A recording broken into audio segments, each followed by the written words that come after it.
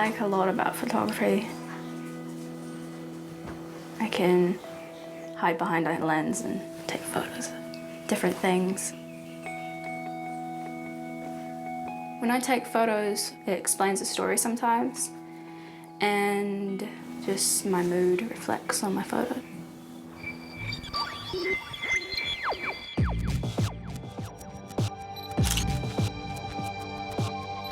I see myself as a normal teenager when I can, but then there's days where I think that I'm just a disabled person.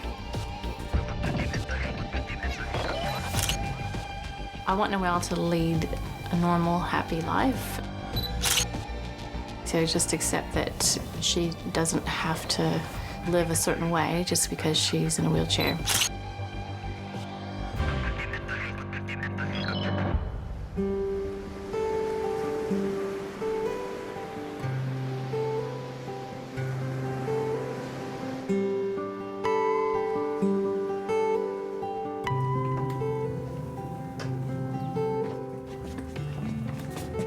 My name is Noël Ratapu. I am 15 years old.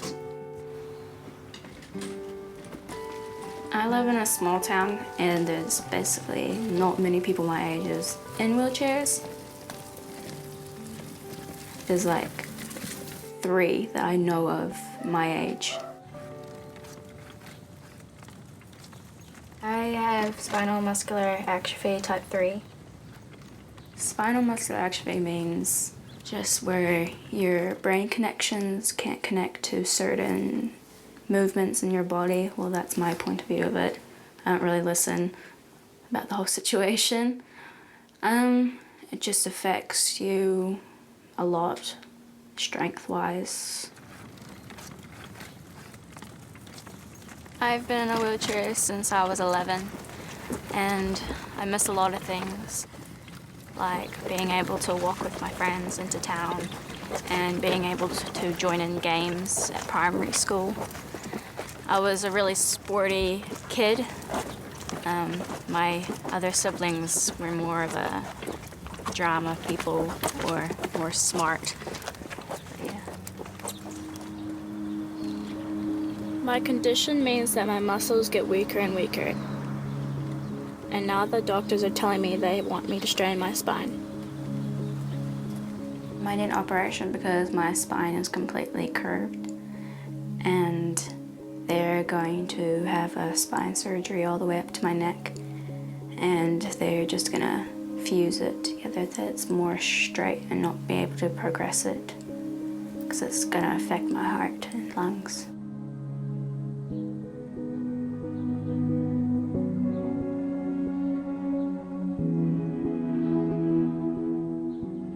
Started at primary school where I couldn't do sports, and the teachers would say, oh, here's a camera, take photos of whatever. And then I started taking action photos of the kids playing games during PE or different events. It's different from what other people take photos of. Most people take photos of landscapes, portraits. Well, a lot of my photos have different sides of me. Like, I can make who I want to be, so it's not particularly always me.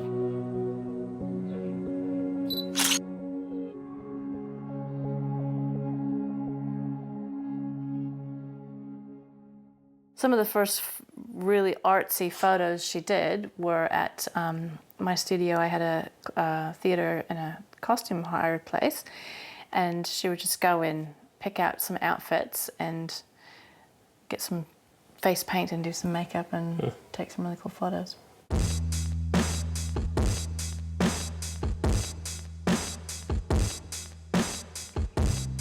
She does keep a lot of personal stuff close to her, and she doesn't talk about her emotions. She expresses them.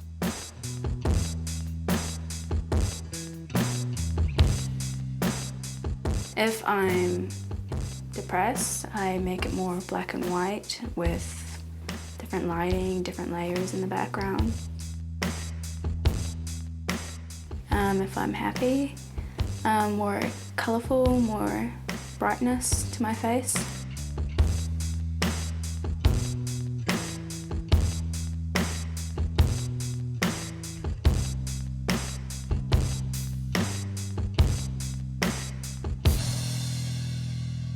feel misunderstood all the time. Why? How? People just don't know my situation as they think they do. I think it's because it's in her, in her mind, she sees herself, and she always has seen herself one way, and it just confuses her. I mean, that it's not functioning.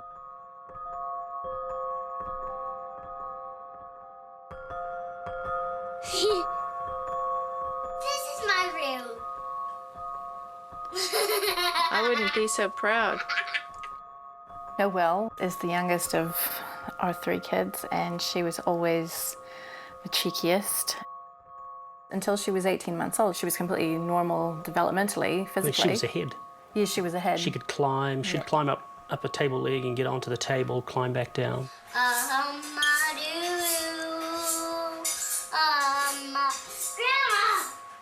Suddenly, she started to fall down. It was her knees hitting the ground first. And Or the back of her head. Yeah, or she'd collapse backwards and her knees would go forward. One time she fell at the doctor's, and she got up a certain way that immediately told the doctor that it was neuromuscular. Because she was so young, she didn't really notice anything. She just adapted. Yeah, she adapted. Everything she did, she just adapted. Go with her, please. But it's just always been a learning thing for us because we're always coming to the next heartbreak. I know, it's not very slippery, is it? What are we doing, Noël? We're going to school. Oh. Yeah. I spent a lot of time with her at school, dropping her off in the mornings and going there and just sitting back and watching it, making sure she was okay. Hold on with 2 hands, Noël. Noël, you have to hold your walker and let your friend go around. I was scared of 2 things. One was her getting hurt, but the other thing was her being left alone. Because the kids were darting off and they were running and they were playing and they were climbing, and I would watch her, I would watch her struggle to get there. And, and then they'd be gone again. So stop now.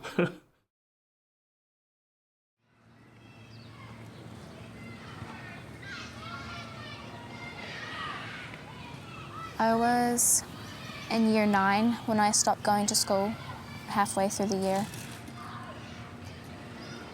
Because I got bullied a lot about certain things, so I ended up leaving school.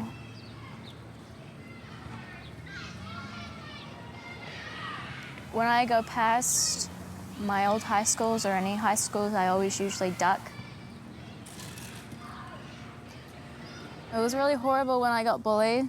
I would cry every morning to not go to school, but I was forced to go to school.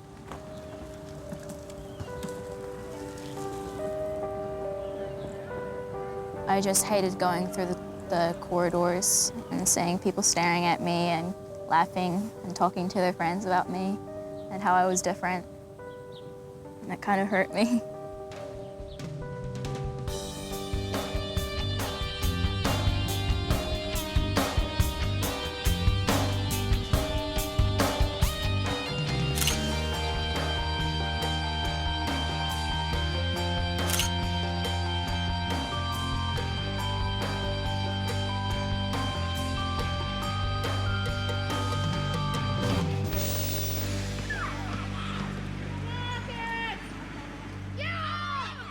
She will avoid any situation where she feels like she's being judged, and so that's stopping her from going to school and being social and things like that. So she's going to have to use that will that she has to sort of go, I'm okay. I'm strong, I'm smart, I'm talented, I'm beautiful, I have a strong family who support me, and so, think what you want.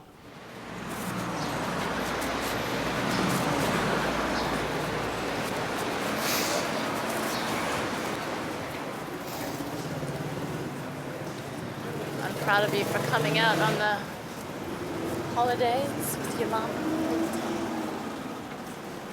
I don't mind being seen as disabled, but I don't like being stared at. My anxiety comes when people are continuously looking at me, even if it's just little kids. I just feel, I don't know how I feel, it's just I feel like they think I'm mentally disabled, and I hear them telling their mom, what's wrong with her, what's wrong with her? And I just feel kind of lowered, and I try to get mom to move me away from them. I mean, you're going faster than I am. Her anxiety, that's the biggest disability that she has to overcome, because it stops her from doing things that she could do, because she's in her mind, she's making, I'm not saying it's not a big deal, but the things that she's making a big deal to her are huge.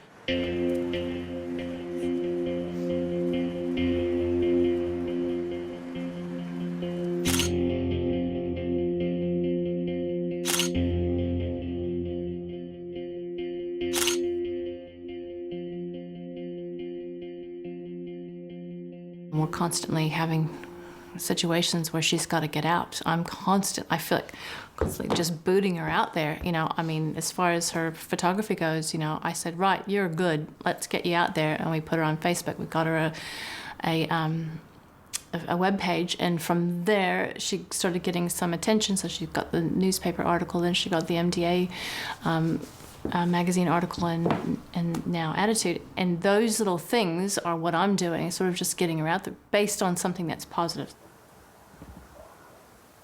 I put all my photos up on Facebook.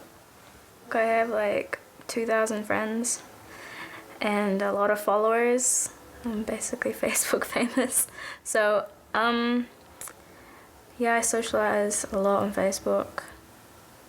I don't want to be known as just the girl in the wheelchair. It's part of me, but I don't like being known as the girl in the wheelchair. When I put photos on Facebook, I usually get comments and likes, and I never get really negative comments. It makes me feel good that I get a lot of likes on my photos.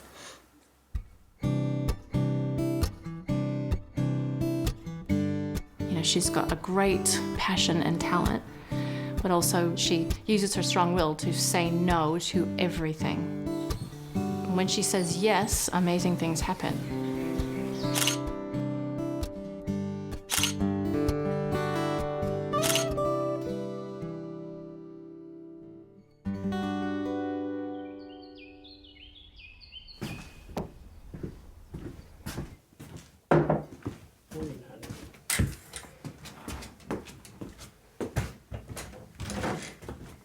I'm in pain all the time.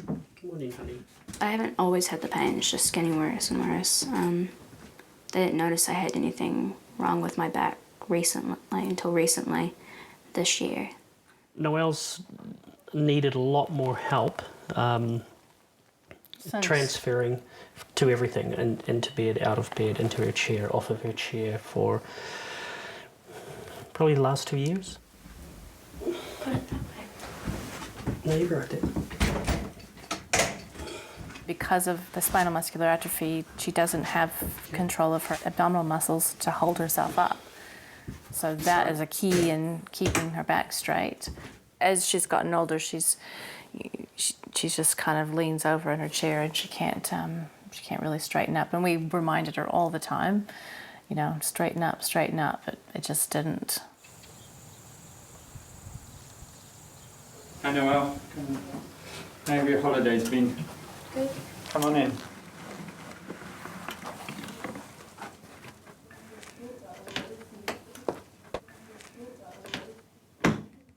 So this is your MRI scan, and as you know, your spine should be really straight, but it's just got more and more crooked.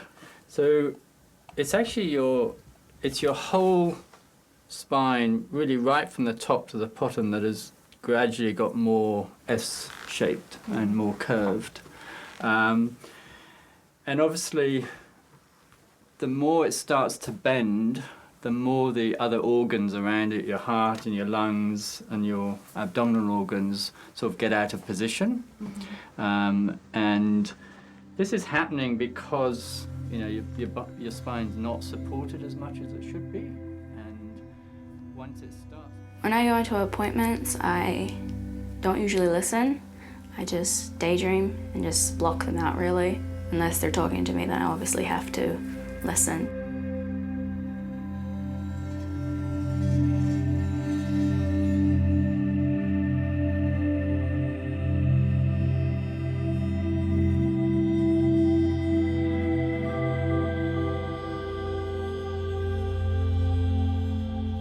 They were talking about the risks for the surgery, and then he said that I would never be able to walk again properly. And I was thinking of, what if there's a cure for my disease? I won't be able to walk again. And then I got really pale white, Mum noticed, and I completely zoned out from then. You could just tell she just went completely white, like she was just, like, floored her. She really believes that there'll be a cure in her lifetime. And once that cure comes around, she wants to be able to stand up and walk when that happens. And the thought she had in her head and what she got from him was that once this is in, that's it.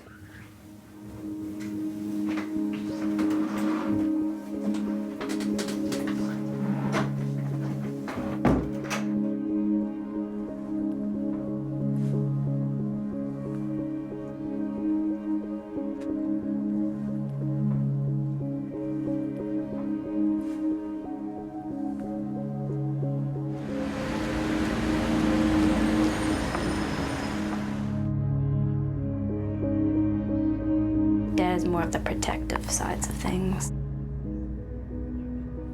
He's protective about basically everything. Dad just wants me to be happy.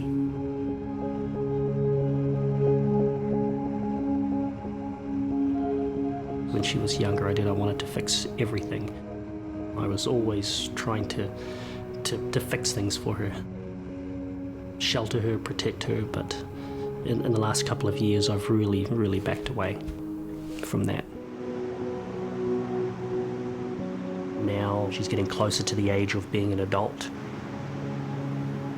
If there are things that I know she can do herself, then I say no, do it yourself. And it might be a struggle for her to do it, but if I just say no and leave her to it, somehow she gets it done.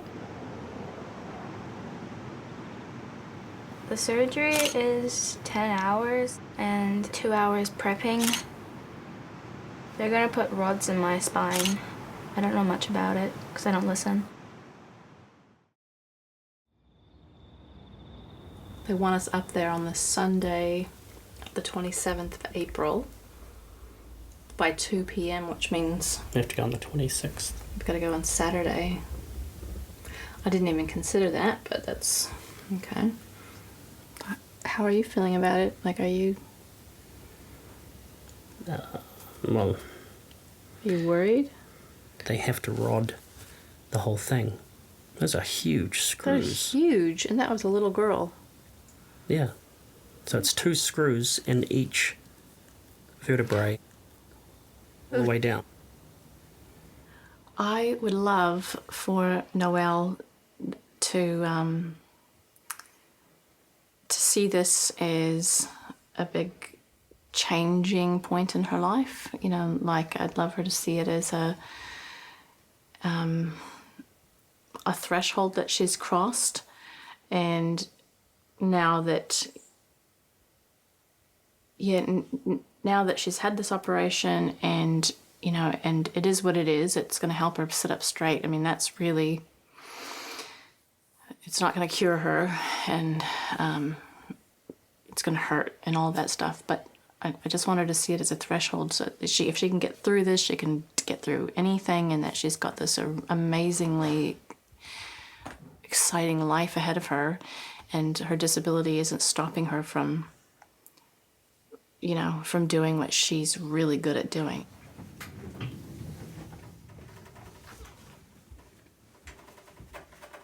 Mom, she is a big warrior. You can just tell on the way she looks. She just looks stressed out. Yep. I don't want her to worry as much as she does about things. Okay. All good? No. Do you want pepper? Yeah. Okay. Do you want the light out? Mm-hmm. Okay. Good night. Sweet dreams.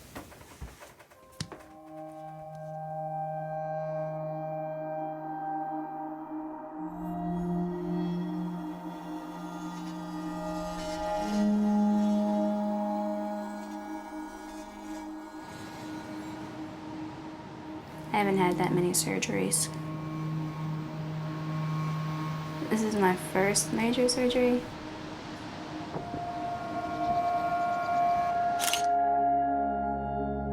It will be 12 hours. I'll be asleep, so when you think of it, it would go past really fast.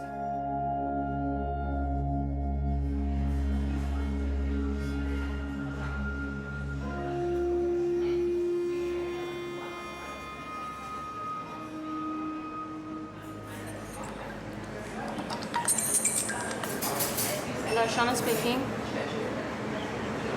Hi. Oh, great. Excellent.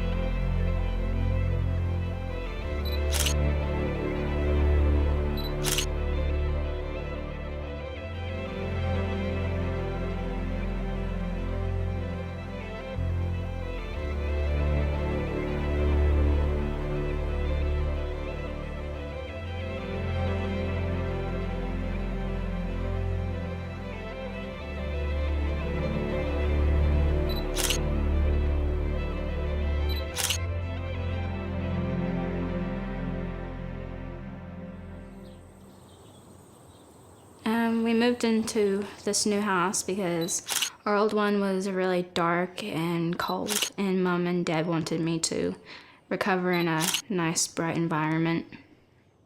Dad, can I have some medicine?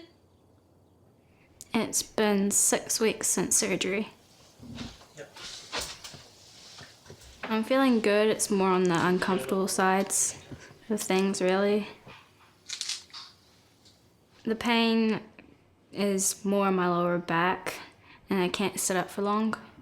And at first, when we first came home, it was traumatic because she had lost a lot of independence and mobility. Yeah. I don't think she could see past the fact that she was definitely going to have to heal before she can ascertain what she can do and what she can't. And now she's seeing that the pain subsiding. She's getting a lot of that stuff back, and it's relearning too. Her body's different. She's got to relearn how to use it.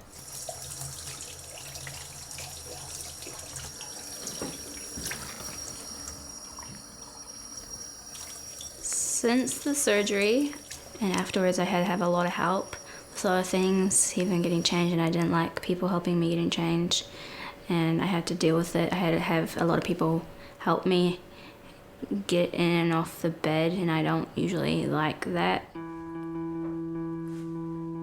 Basically, I just learned to deal with it, and I didn't really care anymore, and my confidence built up from that.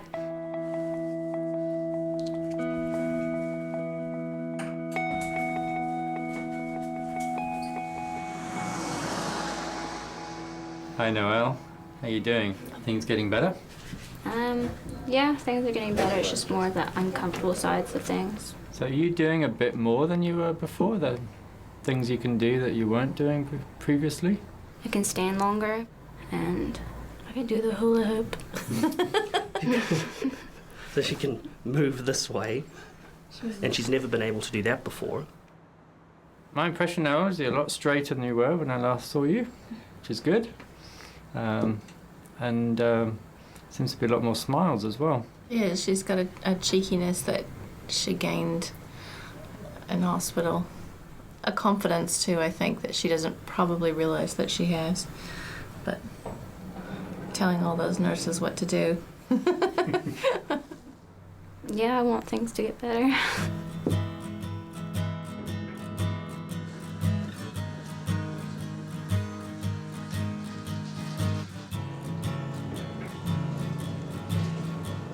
She is happier, yeah. I think in her mind, the ordeal has caused her to think more independently.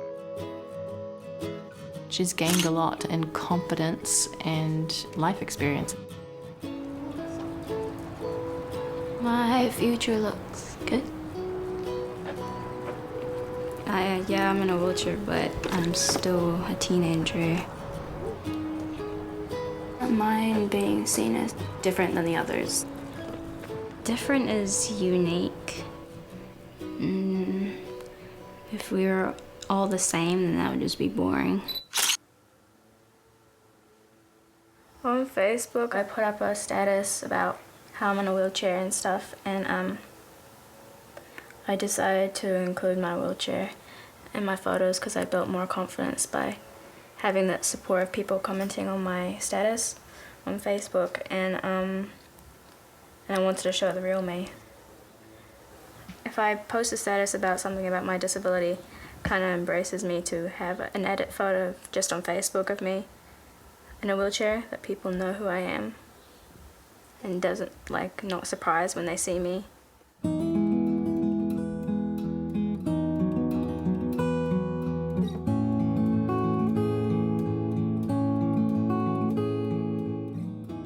She's a little bit more confident.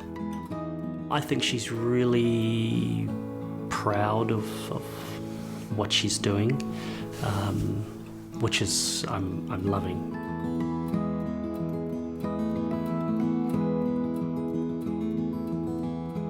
This is a massive journey. It's huge, and it's a journey it's a learning journey for all of us.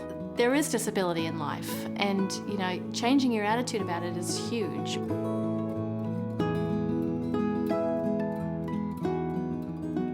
It's important to tell my story because a lot of people my age that have kind of similar problems as me can relate to things. It will get better, and don't let people look down at you just because you're different.